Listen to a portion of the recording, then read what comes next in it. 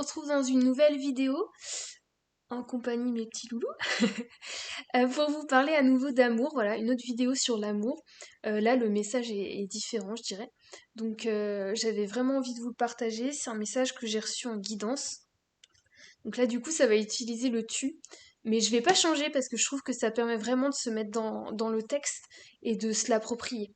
Donc, je pense que ça vous parlera aussi davantage. Là, dans cette guidance, il est question quelque part de faire la distinction entre l'amour et les actes de l'autre ou nos propres actes. C'est-à-dire que c'est de voir que l'amour, c'est pas ce qui nous détruit ou ce qui nous fait mal ou nous blesse, mais c'est finalement les actes. Donc c'est vraiment ça, et du coup dans ce texte il est vraiment question des relations, je trouve, qu'on peut avoir tous dans nos vies, que ce soit de couple, amical ou autre, mais je trouve que ça ramène vraiment à ça. Donc j'avais vraiment envie de vous partager ce texte-là. Alors je vais vous le lire. Tu vois en l'autre le moteur de ton amour, comme si l'autre nourrissait le tien. L'amour n'est pas une ressource venant de l'extérieur, mais un état. Être dans l'état d'amour, c'est le vibrer en son centre pour qu'il puisse vibrer à l'unisson avec les autres. Même si nous savons que tu as énormément d'amour en toi à donner et que tu en donnes beaucoup, il est important de voir que tu puisses être dans la retenue parfois avec tes proches. Car, pour toi, un éventuel départ de leur part pourrait détruire l'amour que tu as en toi et pour eux. En réalité, ce n'est pas l'amour qui te détruit, mais une situation, les actes de l'autre. Et tu le sais, même en aimant, des erreurs peuvent être commises.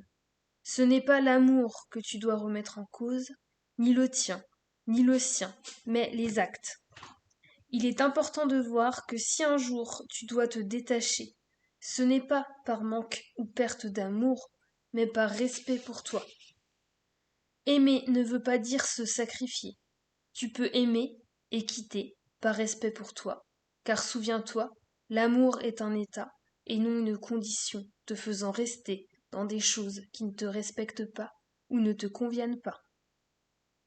Nous t'invitons seulement à voir qu'il n'est pas une ressource extérieure, mais un état te permettant d'avancer et choisir avec conscience, respect et amour envers toi-même.